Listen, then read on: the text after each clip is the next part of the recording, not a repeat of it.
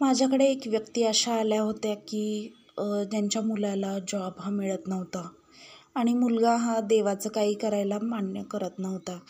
आणि त्या व्यक्तीची ज्या माझ्याकडे आल्या होत्या त्यांची स्वामींवर खूप श्रद्धा होती.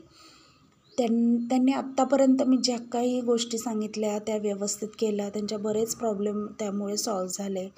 पण आत्ता जो प्रॉब्लेम होता ज्याच्यासाठी त्याच्या मुलालाच ही गोष्ट करावी लागणार होती, पण त्यातून पण मी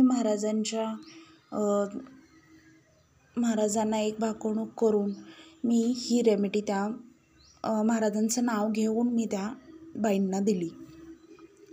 त्यांना मी फक्त एवढं सांगितलं, त्याच्या उशाच्या खाली त्याला योग्य मार्ग मिळावा यासाठी मी 2 हळकुंड, 2 वेलची आणि 2 लवंग ह्या त्याच्या उशाच्या खाली ठेवायला सांगितल्या.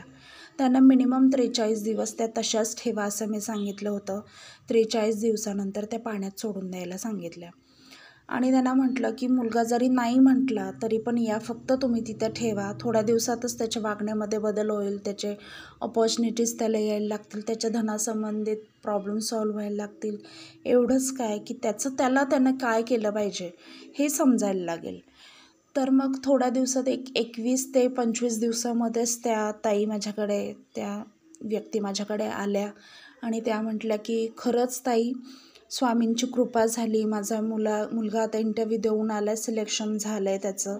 तो आता जॉबला पण लागणार आहे. आणि एवढंच काय, माझ्या मुलाच्या विचारात एवढे बदल झाले आहेत की तो स्वतः स्वामी दर्शनाला जायला लागला आहे. म्हणजे ही केवढी मोठी महाराजांची कृपा होते. फक्त तुम्ही नाव घ्यायला चालू करा, तुमचे जे अडचणी आहेत ते स्वामी स्वतःहून दूर करतील आणि मार्ग मिळायला चालू होईल. तुम्ही मी सांगितलेल्या फक्त रेमेडीज करा. रेमेडीज हे महाराजांपर्यंत तुम्हाला आपोआप घेऊन जातील. नक्की करा. श्री स्वामी समर्थ.